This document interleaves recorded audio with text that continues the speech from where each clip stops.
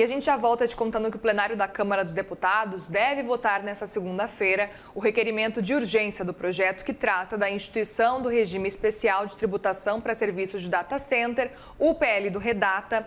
E o setor, gente, de data centers é considerado o requerimento aí como decisivo, tem considerado esse requerimento como decisivo para conseguir acelerar a tramitação da proposta, garantir a atração de investimentos em infraestrutura digital no Brasil. E para repercutir esse tema agora, eu converso com Luiz Tossi, vice-presidente da Associação Brasileira de Data Centers. Luiz, muito bem-vindo aqui no Money, mais uma vez, uma boa tarde para você.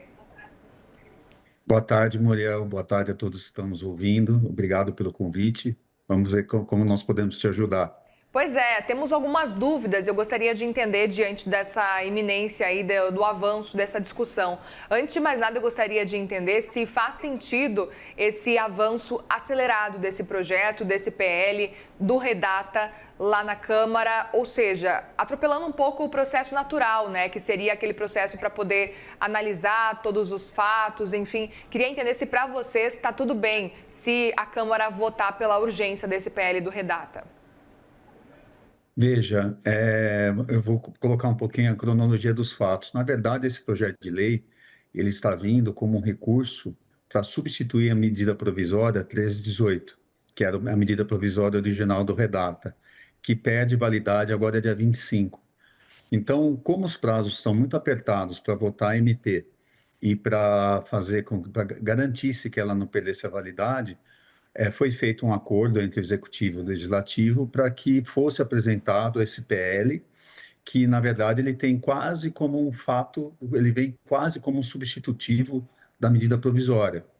E esse contexto todo, dessa medida provisória, ela já foi muito discutida, porque ela foi anunciada pelo ministro Haddad em Palo Alto em maio, no início de maio do ano passado, e nós estamos praticamente já com 10 meses, 9 para 10 meses, desde que o anúncio foi feito e essa medida provisória ou projeto de lei ainda não foi votado. E o mercado está todo parado em expectativa, aguardando a aprovação dessa regulação, que é muito importante para o setor. Sim. E eu já aproveito para perguntar justamente, diante dessa possibilidade de aprovação, de votar a urgência do PL, queria justamente entender qual é a expectativa que vocês estão tendo agora para poder avançar com essa discussão? A gente sabe o quanto que o mercado lá fora tem demandado data centers, a gente sabe que o Brasil tem espaço para se tornar um líder nesse cenário. Gostaria de entender como é que vocês estão enxergando também. Olha, o mercado, a expectativa de ela não ter sido votada, praticamente travou o mercado durante esses 10 meses. Por quê? Quando o investidor vem para o Brasil para fazer esse investimento, o Redata ele tem uma redução substancial do CAPEX, que é feito principalmente em cima dos insumos que não tem similar no Brasil, que esse é o principal objetivo dessa medida provisória ou desse projeto de lei. E a não definição vem travando o mercado no momento que, globalmente, nós temos uma janela de oportunidade de atração desses grandes data centers, principalmente em inteligência artificial. Então, essa janela de oportunidade ela está passando, o Brasil vem patinando em conseguir efetivamente aprovar essa legislação e a expectativa do próprio governo é que, com a aprovação do Redata, nós consigamos atrair aí em torno de R$ 1 trilhão de investimento. E mais do que atração de investimento, é colocar o Brasil no protagonismo da indústria digital. Esse é um dos principais objetivos desse projeto de lei, que é trazer essa indústria de tecnologia para o Brasil de uma forma mais significativa. Luiz, outro ponto também que a gente viu, inclusive que foi divulgado há alguns dias pelo Instituto de Defesa dos Consumidores, eles argumentaram que esse cenário do PL do Redata é preocupante e eles argumentam, eu vou abrir aspas aqui para falar, que é um texto atualmente em discussão que mantém essas lacunas e aprofunda o desenho de que favorece a atração de grandes corporações por meio de acesso à energia e recursos naturais a baixo custo, sem contrapartida proporcional para a sociedade brasileira. E eles falam, inclusive, que os benefícios econômicos se concentram fora do país, enquanto os custos ambientais, energéticos e tarifários permanecem por aqui. Como é que você enxerga esse cenário? Você concorda com esse argumento? Não, eu discordo totalmente e veja, é uma colocação muito tendenciosa, eu vou te dizer, vou te dar alguns números. Primeiro, hoje o Brasil vem sofrendo, a indústria de energia do Brasil vem sofrendo por um processo de curtailment, que você deve entender, justamente porque nós temos um excesso de geração de energia e falta de consumidor.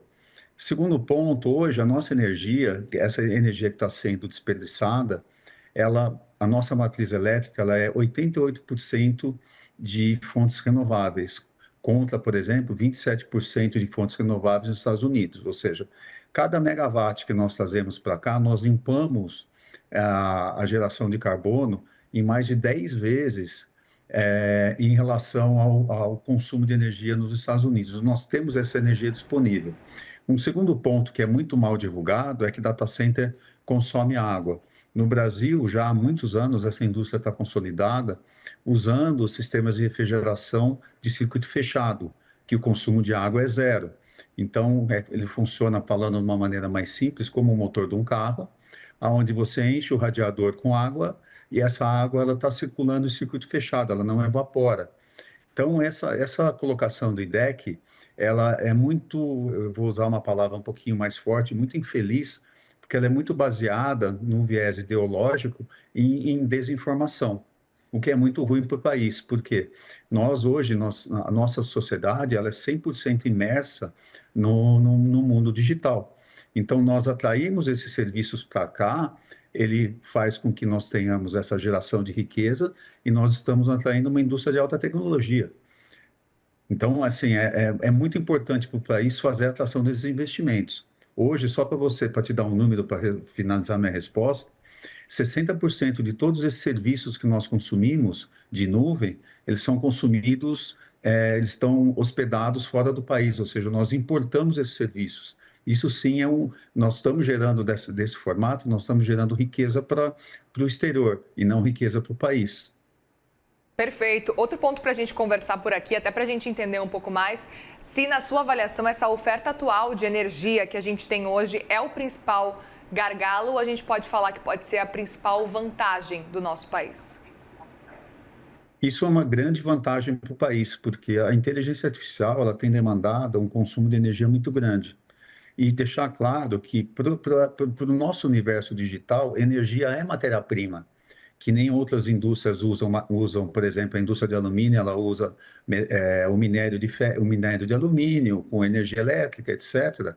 Na nossa indústria, a energia elétrica é a principal matéria-prima, então nós estamos transformando a energia elétrica em informação. Então, consumir muita energia elétrica faz parte em gerar uma quantidade de informação muito grande. E a indústria, ela procura produzir cada vez mais informação consumindo menos energia. Para o país, nós atraímos essa indústria de data center, é uma grande vantagem competitiva, porque os Estados Unidos, por exemplo, que é um país que hoje tem essa grande corrida por novos data centers de inteligência artificial, ele tem um déficit de energia. Ele tem um déficit hoje estimado superando a 4 a 5 gigawatt de demanda reprimida. E nós temos essa energia disponível, já implantada, já instalada, e a indústria de energia renovável está estagnada justamente por falta de consumo.